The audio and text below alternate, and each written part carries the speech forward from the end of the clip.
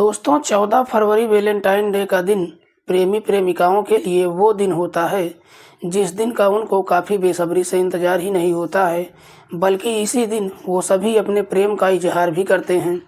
लेकिन जाने या अनजाने कभी कभी कुछ ऐसी गलतियां भी कर देते हैं जिसकी वजह से उनके प्यार का बुखार हमेशा के लिए उतर जाता है।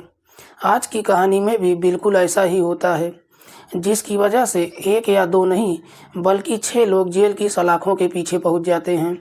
नमस्कार, प्रणाम। मैं आपका भाई, आपका दोस्त अभय, और आप देख रहे हैं द कीप क्राइम। दोस्तों, आज की जो सच्ची कहानी मैं आपको सुनाने जा रहा हूं, ये सच्ची कहानी है मध्य प्रदेश की। मध्य प्रदेश का एक ज़िला पड़ता है इंदौर, और इसी इंदौर ज़िले में एक थाना पड़ता है द्वारिकापुरी, और इसी द्वारिकापुरी थाना क्षेत्र के अंतर्गत एक मोहल्ला आता है विदुर नगर, और इसी विदुर नगर इलाके का रहने वाला है रूप सिंह, जिसकी उम्र है लगभग 40 साल के आसपास। रूप सिंह की पत्नी का नाम है पूजा, जिसकी उम्र है लगभग 32 साल के आसपास। रूप सिंह का इकलौता बेटा जिसका नाम है आदित्य सिंह, जिसकी उम्र है लगभग 8 साल के आसपास।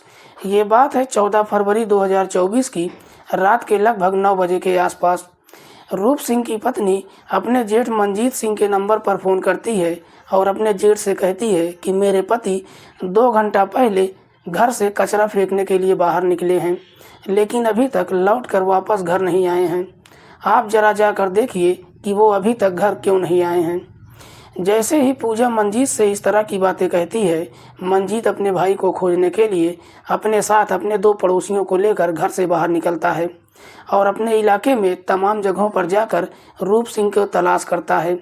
लेकिन इसके बावजूद भी रूप सिंह का कहीं कुछ पता नहीं चलता है। इसलिए मंजीत वापस अपने घर चला आता है। लेकिन अगली सुबह 15 फरवरी तक भी जब रूप सिंह वापस घर नहीं आता है, तो मंजीत सुबह सुबह फिर से अपने भाई को खोजने के लिए अपने घर से निकल जाता है। लेकिन जैसे ही अपने इलाके के अहिर खेड़ी पुलिया के पास पहुंचता है, तभी एक व्यक्ति मंजीत से कहता है कि पुलिया के पास एक व्यक्ति का बुरी तरह से एक्सीडेंट हो गया है। जैसे ही एक्सीडेंट के बारे में बताता है, मंजीत भी दौड़कर पुलिया के पास पहुंचता है। लेकिन जैसे ही मरने वाले व्यक्ति को देखता है, जोर जोर से चीखना चिल्लाना शुरू कर देता है और रोते हुए लोगों से कहता है कि दरअसल ये कोई और नहीं बल्कि मेरा ही छोटा भाई रूप सिंह है। इधर इस बात की जानकारी जैसे ही रूप सिंह की पत्नी और उसके बच्चे को मालूम चलता है, वो दोनों भी घटना स्थल पर भागकर पहुंचते हैं। लेकिन जैसे ही रूप सिंह को मृत अवस्था में देखते हैं, चीख चीख कर रोने लगते हैं। साथ ही साथ इस बात की जानकारी नज़दीकी थाने में भी दी जाती है।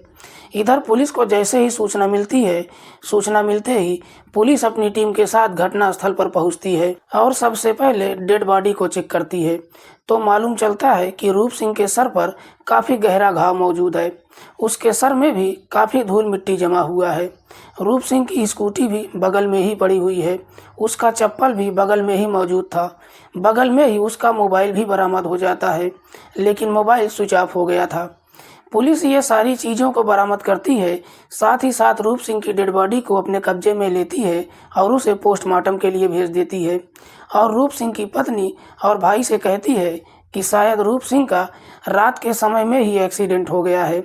लेकिन जैसे ही एक दिन का समय गुजरता है, अगले दिन 16 फरवरी को जब पोस्टमार्टम रिपोर्ट आती है, तो उस रिपोर्ट में एक बड़ा ही हैरान कर देने वाला खुलासा होता है। दरअसल पोस्टमार्टम रिपोर्ट में खुलासा होता है कि रूप सिंह के सर में जो घाव मौजूद है वो किसी एक्सीडेंट से नहीं हुआ है, बल्कि रूप सिंह के सर में किसी भारी चीज़ से वार किया गया है। दरअसल रूप सिंह के शरीर में उस घाव के अलावा और कोई भी चोट या दूसरा घाव का निशान नहीं मौजूद है, जिससे पोस्टमार्टम रिपोर्ट में बताया जाता है कि रूप सिंह की एक्सीडेंट की वजह से मौत नहीं हुई है, बल्कि उसकी हत्या किया गया है। हत्या की पुष्टि जैसे ही हो जाती है, पुलिस अब इस मामले को काफ़ी सीरियस तरीके से लेती है। पुलिस अब इस केस की छानबीन करने के लिए रूप सिंह के घर जाती है और रूप सिंह की पत्नी पूजा से पूछताछ करती है। पुलिस पूजा से कहती है कि क्या तुमको किसी पर शक है कि तुम्हारे पति की हत्या कौन कर सकता है? क्या तुम्हारी किसी के साथ कोई दुश्मनी है? इस पर पूजा पुलिस वालों को जवाब देते हुए कहती है कि साहब, हम लोग बेहद ही गरीब परिवार से हैं, हमारी किसी के साथ कोई दुश्मनी नहीं है।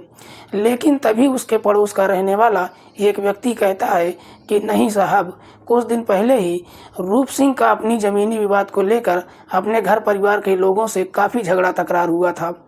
पड़ोसी जैसे ही इस तरह की बातें पुलिस वालों से कहता है, पुलिस अब आस पड़ोस के लोगों से कई बार पूछताछ करती है, लेकिन इसके बावजूद भी पुलिस के हाथ में कोई सबूत नहीं लगता है।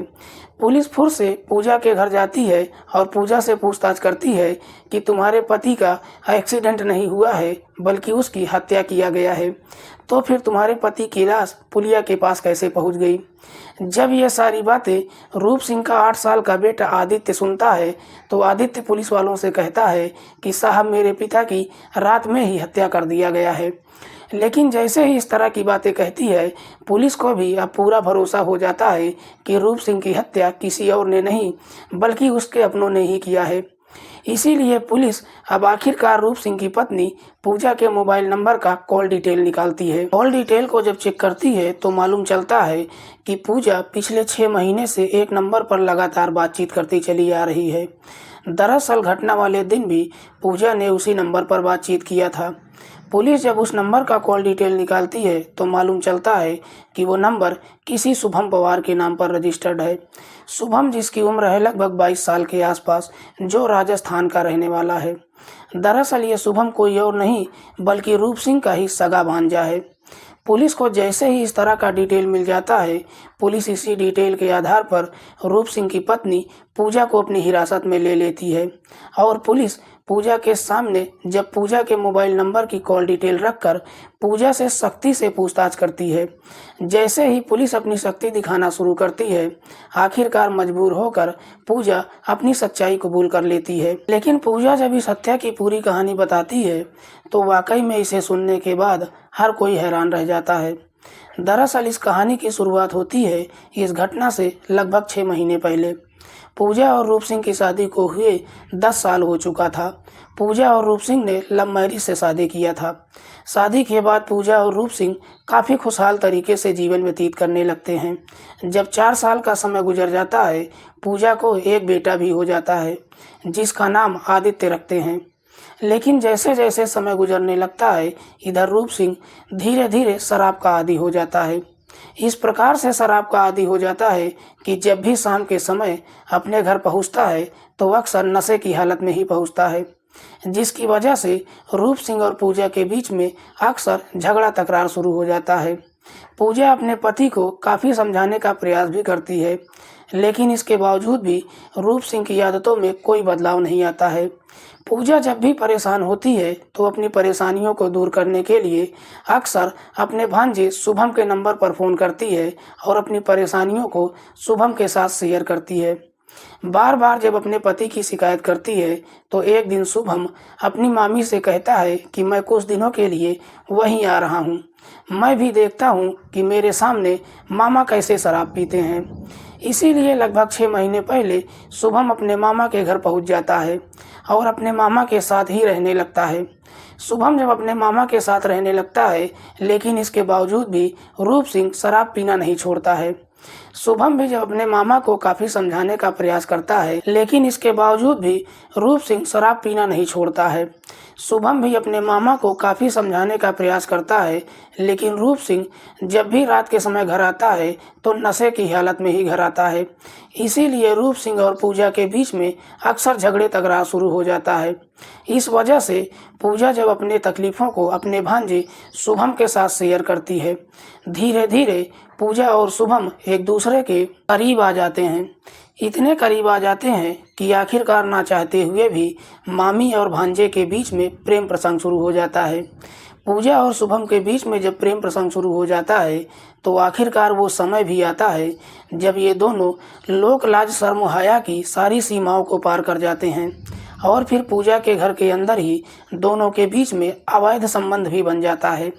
एक बार जब ये सिलसिला शुरू होता है तो उसके बाद कभी रुकने का नाम ही नहीं लेता है। दरअसल शुभम जितना अपनी मामी से प्यार करता है, उससे कहीं ज़्यादा पूजा अपने भांजे से प्यार करती है। हालांकि दोनों के बीच में जब प्रेम प्रसंग शुरू होता है, इस बात की जानकारी रूप सिंह को कभी मालूम ही नहीं चलता है। इस घटना से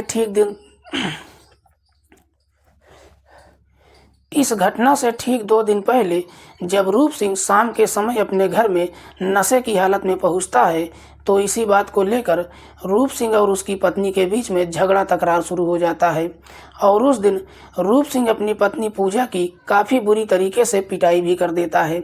इस पिटाई से पूजा इस प्रकार से परेशान हो जाती है कि उसी रात को ही अपने भांजे शुभम के नंबर पर फ़ोन करती है और कहती है कि तुम क्या मुझको प्यार करते हो कि तुम्हारे रहते हुए मुझे हमेशा ही मार खाना पड़ता है। इस तरह की बातें जब अपने भांजे शुभम से कहती है, तो इस पर शुभम एक डायलॉग मारते हुए अपनी मामी से कहता है कि अगर मामा ने दोबारा तुम्हारे ऊपर हाथ उठाया तो मैं उसको हमेशा के लिए ही इस दुनिया से उठा दूंगा। शुभम जैसे ही इस तरह का डायलॉग मारता है, पूजा शुभम को जवाब देते हुए कहती है कि तुम क्या चाहते हो कि मैं दोबारा मार खाने का इंतज़ार करूं? अगर वाकई में तुम मेरे पति को हमेशा के लिए इस दुनिया से हटाना चाहते हो तो ये काम आज के आज ही कर दो। आज के आज ही हमेशा के लिए उसे इस दुनिया से हटा दो। इधर जैसे ही पूजा अपने पति को हमेशा के लिए इस दुनिया से हटाने की बात कहती है, शुभम अपनी मामी के प्यार में इस प्रकार से अंधा हो गया था कि अपने ही सगे मामा को हमेशा के लिए ही इस दुनिया से हटाने के लिए तैयार हो जाता है। इसके बाद पूजा और शुभम दोनों मिलकर रूप सिंह को हमेशा के लिए इस दुनिया से हटाने के लिए एक षड्यंत्र बनाते हैं। और 13 फरवरी 2024 के शाम के समय शुभम अपनी मामी के प्यार में इस प्रकार से अंधा हो गया था कि अपने व्हाट्सएप पर एक स्टेटस लगाता है और उस स्टेटस में लिखता है कि मेरा इश्क औरों के जैसा नहीं है, अकेले रहेंगे पर तेरे रहेंगे। कैसे भी करके रात का समय गुजारता है और अगले दिन अपने मामा के घर जाने से पहले शुभम अपने षड्यंत्र में अपने 4 दोस्तों को भी शामिल कर लेता है। हालांकि शुभम के दोस्त उसका साथ देने के लिए तैयार नहीं होते हैं, लेकिन शुभम अपने 4 दोस्तों को रुपए पैसे का लालच दे देता है। उसके 4 दोस्त भी पैसों के लालच में आ जाते हैं। 14 फरवरी को ही शुभम अपने 4 दोस्तों को लेकर इंदौर निकल जाता है। 14 फरवरी 2024 की रात के लगभग 10 बजे के आसपास हर दिन की तरह जब रूप सिंह नशे की हालत में घर पहुंचता है, खाना खाकर काफ़ी गहरी नींद में सो जाता है। जैसे ही गहरी नींद में सोता है, उसके बाद पूजा शुभम के नंबर पर फ़ोन करती है। इधर शुभम अपने 4 दोस्तों को लेकर रूप सिंह के घर पहुंच जाता है। उस वक्त रूप सिंह काफ़ी गहरी नींद में सो रहा था।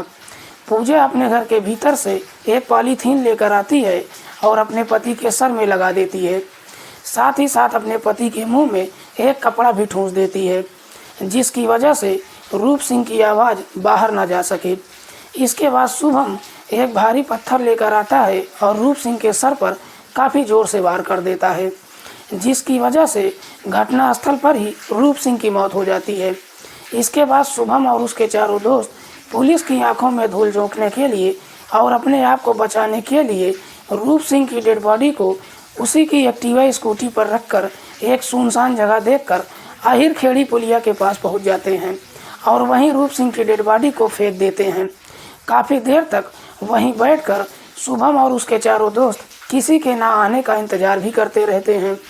काफ़ी देर तक जब कोई भी उधर नहीं आता है, तो उसके बाद शुभम और उसके 4 दोस्त अपने घर चले जाते हैं। जैसे ही इधर 1 घंटे का समय गुजर जाता है, लगभग 11 बजे के आसपास पूजा अपने जेठ मंजीत के नंबर पर फ़ोन करती है और अपने जेठ से झूठ बोलती है कि मेरे पति कचरा फेंकने के लिए घर से बाहर गए हुए हैं, लेकिन अभी तक लौट कर घर वापस नहीं आए हैं। वाकई में पूजा जब ये पूरी कहानी पुलिस वालों को बताती है, पुलिस पूजा के बयान पर उसके भांजे शुभम और उसके 4 दोस्तों को भी अपनी हिरासत में लेकर आती है। हालांकि शुभम के 4 दोस्त नाबालिग होते हैं। फिलहाल पुलिस ने इन तमाम आरोपियों को अपनी हिरासत में लेकर इन सभी पर गंभीर धाराओं में मुकदमा दर्ज करके जेल भेज दिया है। दोस्तों, आज की कहानी सुनाने का उद्देश्य किसी को परेशान करना नहीं है, किसी की भावनाओं को आहत करना नहीं है। हमारा उद्देश्य समाज में हो रहे अपराध के प्रति आपको जागरूक करना है। मिलते हैं किसी और सच्ची कहानी के साथ, तब तक के लिए नमस्कार। जय हिंद।